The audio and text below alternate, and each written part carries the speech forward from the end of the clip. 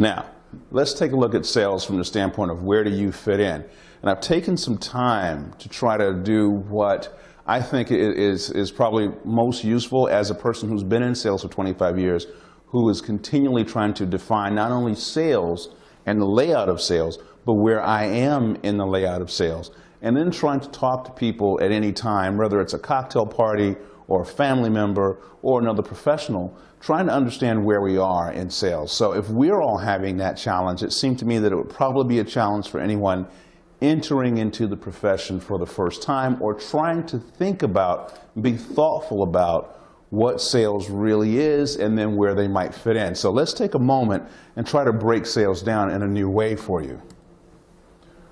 So now, what I've done is I've created a triangle to kind of illustrate the points of sales, the layout of sales, and where everything sort of falls. So the point of the triangle is really simple. I want you to understand that ultimately what you have in sales is you have different levels and different amounts of people involved. So think of this triangle as being representative of the amount of people in sales.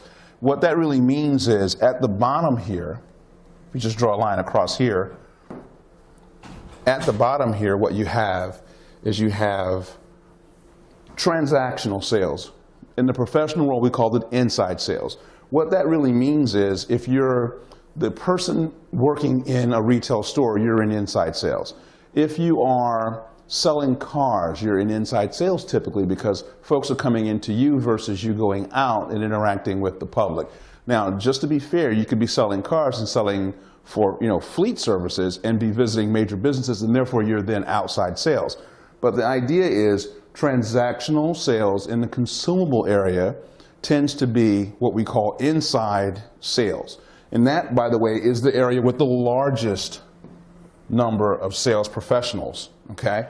Just simply the largest. Now, direct sales, by comparison, is a different sort of beast. And what direct sales is an area where there are fewer professionals involved than there are in inside or transactional sales.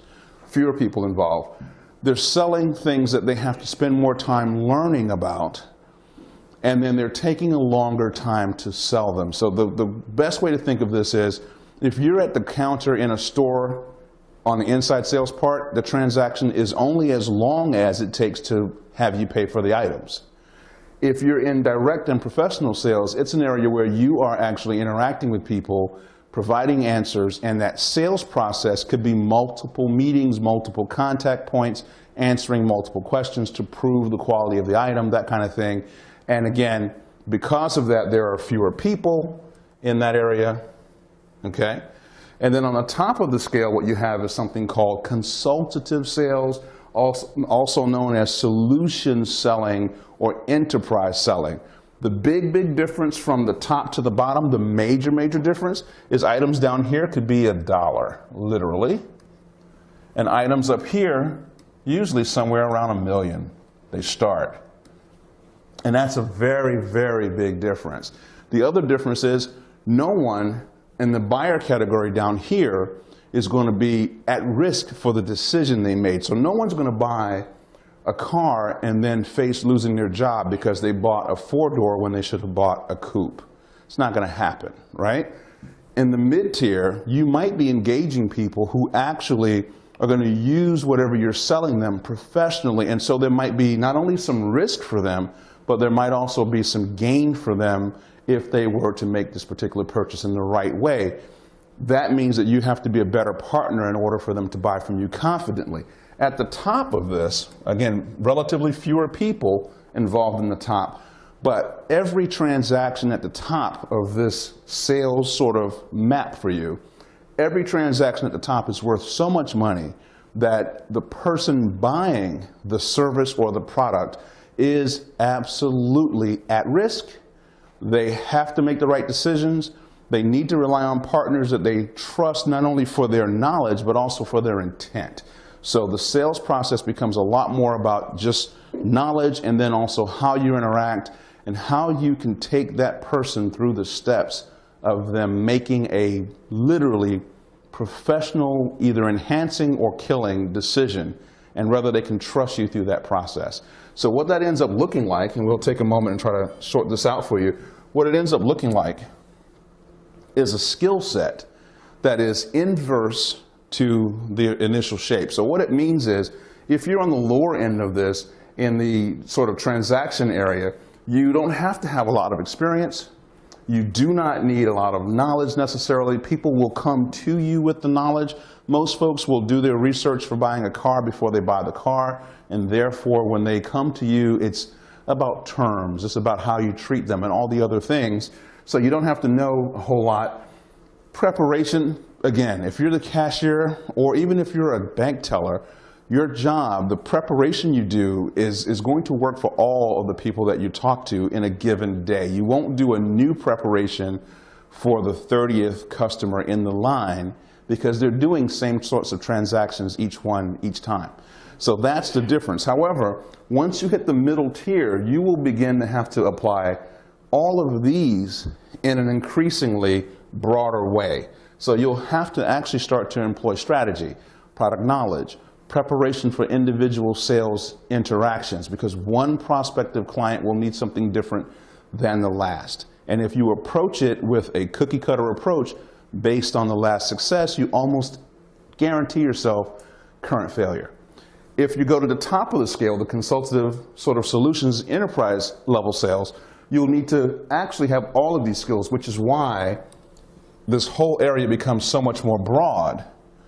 Because again, on this level, if you're going to make $1 million sale, you absolutely have to employ strategy, skills, understand that it's going to be a long cycle with multiple engagement points, which are multiple points of either proving and progressing or failing in terms of making the sale happen.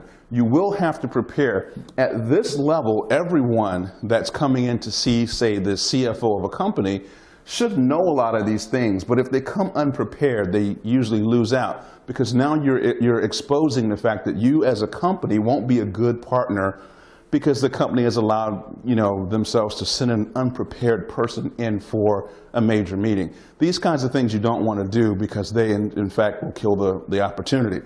So what I'm wanting you to understand, and again, we're talking about where do you fit in. Most folks that are watching this particular module are determining whether or not sales is right for them. So clearly you're not jumping in at the top level where you're going to have to employ all of these skills today in order for you to get started. It takes years and lots of practice to get here. But to be in transactional sales, which again, the best example I can think of is being maybe a teller at a bank or a customer service person in any organization, to do that and understand the transactional elements of that and begin to think as a salesperson there, this is where you will put yourself here. If you've got background experience and knowledge in a particular field, you may be able to put yourself here. And again, that means you're using these skills, but just not at that same extremely high level. So that's what we're doing there, okay? And I want you to understand that because that's key. So going forward, when you think of sales, begin to think of where do you fit in, and also, one of my favorite words, when you think aspirationally, if you say today I am at the inside transactional area, I want to be a sales professional who sells directly or sells outside and have interactions directly with multiple customers that I go to find, you'll be able to understand the education track and the training track necessary to put yourself in that place. Okay? So that's what we're doing here, and that's what I want you to understand. Where do you fit in? How do you go about advancing? And we will cover that in some of those slides going forward.